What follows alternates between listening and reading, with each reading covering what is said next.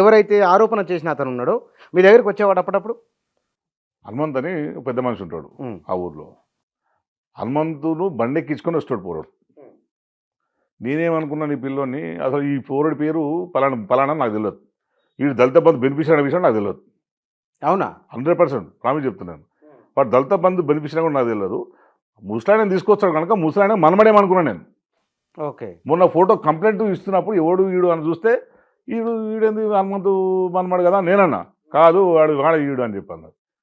ముసలాయనకు బండి రాదు కనుక ముసలాయనకు తోడుగా వస్తాడేమో, ఎప్పుడు ఎక్కించుకుంటాడు నేను అనుకున్నా. నేను కూడా ఎప్పుడు అడగలే. పార్టీ గురించి మాట్లాడుతుండ్రు, పూర్వం కూడా మంచి సినిమాలు అవుతుండే, సరే అట్లా కాదు ఇట్లా అంటే నేను కూడా చెప్తుంటే ఇక వాళ్ళకి ఇచ్చింది దళిత బంధు మన పేర్లు రాయలేవు అంటే ఎలిజిబుల్ ఉంటే మీరు కూడా ఇవ్వండి అని చెప్పి నేను అన్నా. ఉమ్, ముసలాయన తీసుకొచ్చి పేర్లు ఇచ్చాను. ఆ పేర్లను పంపించినాం, రికమెండేషన్ చేసినాం, అంతే కదా. ఈ పిల్లవానికి వచ్చిందా? అదే చెప్తారు కదా, భూమి అంటే ఇది ఇతనంటే కదా. ఇద్దరికి వచ్చింది, తీసుకున్నాడు. తీసుకోలేరు, అదే ఇక్కడ వచ్చింది. ఆ, ఇప్పుడు నాకు నువ్వు 10 మంది పేర్లు ఇచ్చినావు, ఇంకో 10 మంది పేర్లు ఇస్తారు. ఆ పేర్లను ఎంక్వైరీకి పంపిస్తాము. ఎంక్వైరీకి పంపించడం అది ఉమ్, ఇవ్వడం కాదు, ఓకే. దాన్ని ఎంక్వైరీ పంపించడం. ఉమ్, వాళ్ళు పోయి పంచాయత్ సెక్రటరీ పోయి ఇతను నిజంగా బిలో పవర్టీ లైన్ కింద ఉన్నాడా లేదా అని రిపోర్ట్ ఇస్తాడు. అదే అప్పటిదాకానే వచ్చింది, అప్పటికే డబ్బులు తీసుకుంటారు ఎవరన్నా. నిజంగా నీకు దళిత బంధు శాంక్షన్ అయ్యి సరే నువ్వు తీసుకోవడానికి ఒకటి ఉంటుంది కదా, ఒకటి తీసుకుంటాడు అయితే కనుక. అవును అవును. నువ్వు శాంక్షన్ అయ్యి నువ్వు లిస్టులో పేరు ఉండి నీకు వస్తే అప్పుడు అకౌంట్లో పైసలు పడితేనే కూడా తీసుకుంటాడేమో, కానీ అసలు నీకు ఇంకా దాని శాంక్షనే కాలేదు. నీకు ఎట్లా తీసుకుంటారు ఎవడన్నా? ఎట్లా ఇచ్చుంటావు నువ్వు? ఏ దమ్ముతో ఇచ్చుంటావు? ఏ ధైర్యంతో ఇచ్చుంటావు? మళ్ళీ 3 లక్షలు అంట. అవును, 10 లక్షలకే మీరు తప్పకుండా దళిత బంధు వస్తుంది కాబట్టి అసలే ఎన్నికలు వస్తున్నాయి, ఖర్చుల కోసం డబ్బులు కావాలి. నాకు క్వశ్చన్ పూర్తి కానివ్వండి. ఒకవేళ అట్లా ఏమన్నా చెప్తే కనుక ఆ ధైర్యం ఇస్తే కనుక ఇచ్చుండొచ్చు కదా. నా మనస్తత్వమే అట్లాంటిది కాదు. నేను జర్నలిస్ట్గా ఉన్నప్పుడే నేను సంపాదించినా కూడా లక్షల కోట్లు సంపాదించుకోండి. నేను డీల్ చేసిన కేసులకు నా దగ్గర ఉన్న మెకానిజంకి. కానీ ఎవ్వంతో నా పైసా జర్నలిస్ట్కి ఆశించలేను, ఎమ్మెల్యే కూడా ఎవ్వంతో ఒక పైసా ఆశించలేను నేను. నాకు ఇప్పటికీ ఎవరన్నా అలా 100% ఓపెన్, అందుకే చెప్తున్నా కదా, నేను ఓపెన్ ఛాలెంజ్ కనుక నేను లై డిటెక్టర్ టెస్ట్లకు నేను రెడీ అయినా. లై డిటెక్టర్ కాదు, లై డిటెక్టర్ మించిన ఇంకో టెస్ట్ ఏది ఉన్నా సరే నేను రెడీ ఉన్నా. అన్నిటికీ భూముల కబ్జాలు అన్నారు కదా, భూముల కబ్జాలు కావచ్చు, ఈ కబ్జాలు కావచ్చు, నా మీద ఎన్ని ఆరోపణలు ఉన్నాయో అన్ని ఆరోపణల మీద నేను లై డిటెక్టర్ టెస్ట్లకు దేనికైనా నేను రెడీ ఉన్నా. దమ్ముంటే చేయమని చెప్పండి. మీ మీద ఆరోపణ చేసిన అతను మీకు క్యాష్ ఇచ్చినా చెక్ ఇచ్చినని చెప్పిండా? వాడు ఏమి ఇచ్చిండో అది ఏదో నేను కంప్లైంట్ చదివిన, కంప్లైంట్లో ఏమి ఇచ్చిండ ఏంటంటే ఏదో రాసి మళ్ళీ దాంట్లో రాసితో ఆ కంప్లైంట్ చూస్తే ఎట్లుందంటే మా ముగ్గురు పేరు ఇచ్చే ప్రయత్నం లేదు దాంట్లో. నాకు పంపండి, ఎందుకంటే కంప్లైంట్ రాసుకుంటూ ఎమ్మెల్యే క్రాంతి గారికి 6 లక్షలు, క్రాంతి గారి సోదరుడు అని ఉదయం రాసి మా చిన్న తమ్ముడు ఉదయ్ అని పేరు కొట్టేసింది. మళ్ళా రాసి రాహుల్ కిరణ్కు 6 లక్షలు. ఇక కళ్ళ కట్టినట్టే సినిమా చూసినట్టే ఉన్నది అది. నేను కూడా చదివిన కంప్లైంట్ నాకు అర్థం కాదు. నేను అనుకున్నా మరి వాడు ఎప్పుడు ఇచ్చిండు ఎవరికి ఇచ్చిండు నాకే తెలియదు.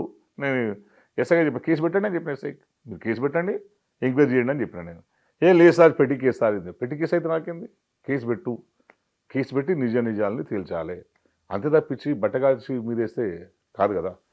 నేను గౌరవప్రదమైన హోదా వదిలిపెట్టు, హోదాలు ఉంటాయి వస్తాయి, నేను గౌరవప్రదమైన జీవితాన్ని గడుపుతున్నాను. నేను 20 సంవత్సరాలు నా కెరీర్ని ఎన్నో త్యాగాలు చేసి కెరీర్ని బిల్డప్ చేసుకున్నాను. నేను మా తాత ఎమ్మెల్యే కాదు, మా నాయన ఎమ్మెల్యే కాదు, నేనే దీనికి బిల్డప్ చేసుకున్నా. నువ్వు నా కెరీర్ని కొలాప్స్ చేస్తే ఎట్లా సహిస్తాను నేను కూడా తేల్చుకుంటా. ఇప్పుడు మార్కెట్లో అదే తేల్చాలి. నేను ఈ ఆరోపణ చేసినవాడు వెనకాల ఎవడున్నాడో బయటికి రావాలి. ఎవరెవరైతే మాలాంటి వ్యక్తిత్వాలని హననం చేస్తున్నాడో వాళ్ళందరూ కూడా పనిష్మెంట్ జరగాలి. అంటే రేపు ఎవడు ఇట్లా సంఘటన తర్వాత ఎవడు నిజాయితీ పడి రాజకీయాలకు రాడు, దోసుకుంటాడు వస్తాడు, రాజకీయాలకు వస్తాడు. అంటే మేము సిన్సియర్గా వచ్చి రాజకీయాల్లో పనిచేద్దాం అంటే మీరు సిన్సియర్ అయ్యి నిజంగానే నిజాయితీ ఉంటే మరి మీరు గెలవాలి, ఎందుకు గెలవలేదు? అది వేరే అంశం. పాలిటిక్స్లో గెలుపు, రాజకీయాల్లోకి రారు అన్నారు మీరు అన్నారు కాబట్టి కూర్చున్నా. ఎందుకు గెలలేవంటే ఇక ఎన్నికల్లో చాలా కథలు ఉంటాయి. ఎన్నికల్లో కీలక ఘట్టం పోల్ మేనేజ్మెంట్. ఎవరు పోల్ మేనేజ్మెంట్ బాగా చేసుకున్నారో వాళ్ళు గెలిచినారు. ఆ పోల్ మేనేజ్మెంట్ ఏందనేది నువ్వు తెలుసుకొని నువ్వు టెలికాస్ట్ చేసుకోను. ఓకే, మేము పోల్ మేనేజ్ చేయడంలో విఫలమైనాము. మాకంత స్థాయి లేదు మాకు, ఎందుకంటే మేము కింది స్థాయి నుంచి వచ్చినాము. మేము ఇంతకుముందు వాళ్ళ లెక్క లంచాలు తీసుకోలేము, సింగూరు కాలువలు కడదామని చెప్పి మేము 100 కోట్లకు 20 కోట్లు పనిచేసి 80 కోట్లు నొక్కేయలేము, ఊర్లలో రోడ్లు ఇస్తామని చెప్పి చెరువులు తవ్వుతామని చెప్పి కోట్లు సంపాదించిన పైసలు మా దగ్గర, మా తమ్ముల దగ్గర లేవు, మా బామరుల దగ్గర లేవు, వాళ్ళ దగ్గర ఉన్నాయి అని వాళ్ళు పైసలు కలిసి పెట్టారు, గెలగలరు. నేను ఊరు తిరిగి 180 గ్రామాలకు తిరిగి 180 గ్రామాలు ఇల్లులు తిరిగి దండం పెట్టినాను. నేను మీ వాడిని, నేను మీకు సేవ చేసినాను, మీకు ఊరూరికి సీసీ రోడ్లు వేసినాను, మీకు డ్రైనేజీలు కట్టించినాను, మీ గ్రామంలో ప్రతి ఇంటికి నల్ల నా హయాంలో వచ్చింది, రేపు ఇంకా మీకు ఏ గ్రామం కావాలో నేను మీకు అందుబాటులో ఉంటాను ఓటు అడిగినాను. నేను పోలింగ్ రోజు కూడా 80 బూతులు తిరిగినాను నేను. సో నా ప్రయత్నం నేను చేసినాను. సరే ప్రజలు దానికి కాదనుకున్నారంటే అది ప్రజల అభిప్రాయం అది. సో ఇక్కడ ప్రజలు ఆకర్షితులైనరా లేదనుకుంటే వాళ్ళకి ఇంకా మేము చెప్పింది వాళ్ళు సరిగ్గా మేము సరిగ్గా చెప్పలేకపోయినామా అది వేరే విషయం. సో అవన్నీ ఎలక్షన్లో పనిచేస్తాయి. నేనున్నంత వరకు నేను సిన్సియర్గానే ఉన్నాను. 100% అడగండి. నా దగ్గరికి ఇంకా చెప్పాలంటే ఆయన వ్యక్తిత్వానికి నా వ్యక్తిత్వానికి ఆస్మాన్ పాలకాన్ని మన నియోజకవర్గం ప్రతి ఒక్కరు చెప్తారు. నేను ఎవరు వచ్చినా నా దగ్గరికి కూర్చోబెట్టి మాట్లాడి ఛాయ్ దాకా పంపిస్తాను. ఆయన ఒకటే చేరేసో కూర్చొని ఎవరిని లెక్క చేయడు ఆయన దామోదర రాజ నరసింహ. మా దగ్గర వాళ్ళ నాయకులే చెప్తారు, మా సార్కి బాగా అహంకారం సార్, ఒకటే చేరేసుకుంటాడు, కాలు మీద కాలు వేసుకుంటాడు, ఎవరిని పెద్ద లీడర్ కూడా కూర్చోబెట్టాడు సార్, మీరు ఇంత బాగా మాకు మంచి లీడర్ దొరికిండని వాళ్ళ నాయకులు చెప్తుంటారు. మా దగ్గర కాంగ్రెస్ పార్టీ వచ్చినప్పుడు నేను పనిచేసి పెడతాను. సో ఇటువంటి ఒక మంచి సాంప్రదాయాన్ని నేను మా నియోజకవర్గంలో పెట్టాను. అంతే తప్పించి ఎక్కడ కూడా డబ్బులు తీసుకొస్తేనే పని చేస్తా. కానీ ఇంత బాగున్న తర్వాత అంటే ఇప్పుడు అర్థం కాదు ఏంటంటే నేను అంటే పాయింట్అవుట్ చేయాలని కాదు, కానీ ఎందుకో ఎస్సీ ఎస్టీ నియోజకవర్గాల మీద వచ్చినంత వ్యతిరేకత మిగతా వాటి మీద వచ్చినప్పటికీ కూడా ఎక్కువ మంది బీఆర్ఎస్లో మార్చాలన్నప్పుడు ఏలు విడుచుకునే మొత్తం ఈ 19-20 ఉన్నాయి. రీజన్ ఏంటంటారు? ఏమై ఉండొచ్చు కారణం? ఓపెన్గా మాట్లాడుకున్నాను.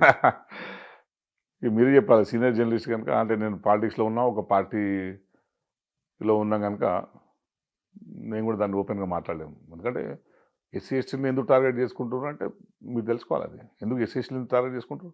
మిగతాలందరూ సచ్చిరుడు, ఎస్సీలు మాత్రమే దొంగలు.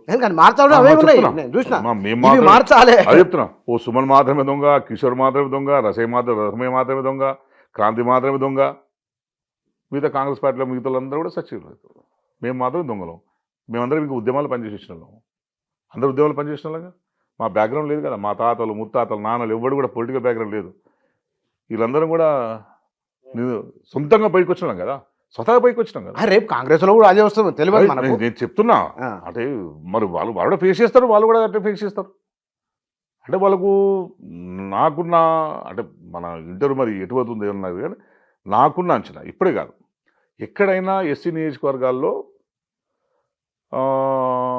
ఎమ్మెల్యే ఆధిపత్యాన్ని అక్కడున్న కొన్ని సెక్షన్లు యాక్సెప్ట్ చేయి. ఇది వాస్తవం. అంటే ఓపెన్ సీక్రెట్, ఓపెన్ తెలుసు. నేను చెప్తున్నా. ఇప్పుడు నేనున్నా, కొందరికి నచ్చితే ఎమ్మెల్యే గెలుస్తారు, లేకుంటే గెలవరు. నువ్వు ఓపెన్గా అడుగుతున్నావు కనుక నేను కూడా చెప్తాను. నేను స్థానికుని అని నేను మా దగ్గర చెప్పి నేను పోయినా. నేను స్థానికంగానే అందుబాటులో ఉన్నా. నన్ను దాన్ని ఎవరు క్వశ్చన్ చేయలేడు. నేను స్థానికంగా అందుబాటులో ఉన్నా. నేను స్థానికంగా ఉండడం అనేది కూడా కొందరికి కంటగింపుగా ఉంటుందిగా. అప్పటిదాకా పెత్తనం చేసిన వాళ్ళు, అప్పటిదాకా రాజకీయం చేసిన వాళ్ళు, మొత్తం నియోజకవర్గం అంటే మేమే అని అనుకున్న వాళ్ళకు అది ఎమ్మెల్యే మొత్తం వాడిని కలబట్టి, ఎమ్మెల్యే జనాన్ని కలబట్టి, ఎమ్మెల్యే సర్పంచ్ కలబట్టి, ఎమ్మెల్యే ఊరికి వచ్చి ప్రతి ఒక్కడు వచ్చి ఎమ్మెల్యే కలబట్టి మేమెందుకు అనేది ఒక ఫీలింగ్ ఉంటుంది కదా. సో ఇటువంటిది బహుశా ఎస్సీ నియోజకవర్గాల్లో ప్రతి దగ్గర ఉన్నదని నేను అనుకుంటున్నాను. ప్రతి దగ్గర ఉంటుంది. కొంచెం స్టడీ చేయాల్సింది, 100% చేయాలి. ఎందుకంటే కూడా నా అనుభవంలో పార్టీకి అతీతంగా అందరూ నాతో షేర్ చేసుకుంటున్నారు. పార్టీలకు అతీతంగా మా పార్టీలో ఒక ఆయన ఏం సార్ అందరు నీ దగ్గరకు వస్తే నా దగ్గరికి ఎవరు రాలిగా. ఆయన ఒక జడ్పీటీసీ, ఓ ఇంటీరియర్లో ఉండే జడ్పీటీసీ. ఈయన ఎవడొచ్చినా ఎమ్మెల్యే అంటే ఇక మా దగ్గరికి ఎవడు వస్తాడుగా. ఇట్లుంటరా నీకేం పని, వాడు వస్తే నువ్వే మాట్లాడితే వీడు వస్తున్నావు పోయి వాడే కొట్టేసుకుంటూ పో అంటే. మనమేమో జనాలకు అందుబాటులో ఉండాలి, ప్రజల సమస్యలు తీర్చాలి, వాళ్ళకి ఇబ్బంది లేకుండా చూసుకోవాలనే ఉద్దేశంతో మనం ఉంటామా. సో లోకల్ ఉండే కొందరు లీడర్స్ పాపం అందరూ అట్లేరు. అది మిగతా సర్పంచులు కానీ మిగతా నాయకులు కానీ నాతో కోఆర్డినేట్ చేసుకొని ఎంటబడి తిరిగి పైసలు పనిచేస్తూ ఉండరు మళ్ళా. సో అందరూ అట్లా ఉండరు, ఒకరిద్దరు ఉంటారు అట్లా. సో దాన్ని అన్ని రకాలుగా చేసుకుపోయి అంత ఆయన చేసుకుంటాడు, మనకేం పని అంత ఆయన చేసుకుంటాడు అనేది ఒకటి చేస్తాం. సో ఓడిపోవడానికి అనేది చాలా కారణాలు ఉంటాయి దానికి, ఒకటే కాదు. మనము పని చేయడంతో పాటు పని చేస్తున్న దాన్ని బాగా చెప్పుకోవాలి, ప్లస్ అందరిని కలుపుకో చాలా చాలా ఉంటాయి కదా. చాలా ఉంటుంది దానికి. ఇప్పుడు నా ఎందుకంటే వైఫల్యాలు ఉండొచ్చు, అవును. ఎందుకంటే నేను ప్రొఫెషనల్ పాలిటిక్స్ కాదు కదా. అవును అవును ఒకసారి గెలిచినాము, నేను స్థానికుని అన్నప్పుడు ప్రజలు నన్ను మెచ్చిండ్రు. కానీ నేను స్థానికంగా ఉంటున్న విషయాన్ని నేను కూడా ఎస్టాబ్లిష్ ఒక మాట చెప్పనా? అంటే ఎస్టాబ్లిష్ చేసుకోవడం నేను కూడా రోజు ప్రచారం చేస్తాను. ఇంకోటి వాడేవాడు నాకు పేపర్లో రాసాడు స్థానికంగా అందుబాటులో ఉండలేమో రాశాడు. అరే నేను అందుబాటు రోజు ఇన్నే ఉంటాను ఆయన నేను. కానీ వాడు పేపర్లో ఏం రాస్తాడు, ఒకటే స్టాండర్డ్ ఏంటంటే కొన్ని పేపర్లు ఎడతాయని స్టాండర్డ్ కొన్ని పెట్టుకున్నాయి. భూ కబ్జాల ఆరోపణలు, స్థానికంగా ఉండడు అనే ఆరోపణ, పెద్ద నాయకులు పట్టించుకోవడం ఆరోపణ. ఈ 3 లైన్లతోనే నడిపించిన పేపర్లు. మీరు ఎప్పుడు వాటిని ఖండించలేదు? నేను స్థానికంగా ఉంటే ఏం ఖండించాలి? ఇంకా నేను రోజు అసలు రాసే పేపర్ కూడా వాడు నా పిల్లలంతా హైదరాబాద్లో ఉంటారు కదా, వాడు హైదరాబాద్లో ఉంటారు రాసేటోడు. వాడికంటే ఈ విషయం ఎందుకు చెప్పలేదు? చెప్తున్నాను అంటే ఏం చెప్పేదేముంది వాడికి, వాడే రాస్తాడు నేను కబ్జా లేదు నేనేం లేదంటే నేను నా ఉన్న భూములలో పోయి నేను వ్యవసాయం చేసుకుంటే నువ్వు నా కబ్జా గురించి చెప్తావు ఏందని నేను అంటే ఇవన్నీ అంటే నన్ను ప్రజలకు నా మీద విశ్వాసం ఉంది, నన్ను నమ్ముతారు, నేను చేస్తలేని విషయం నాకు తెలుసు, నా ఆత్మకు తెలుసు కదా అని నేను అనుకున్నా. కానీ దాని ప్రశ్న తీసుకోవాల్సింది మీరు అన్నట్టు నేను చేయలేను తప్పు అని ఖండించుకోవాలి. ఇప్పుడు ఎవడో మాట్లాడితే ఎందుకు ఖండించాలని నేను అనుకున్నాను, అంతే సింపుల్. ఎవరో ఆరోపణలు చేస్తే నేను ఎందుకు ఖండించాలి నేను అనుకున్నాను. సో వాళ్ళు ఎందుకు రాసిరంటే రాసిరు, వాళ్ళకి పైసలు కావాలి, యాడ్స్ కావాలి.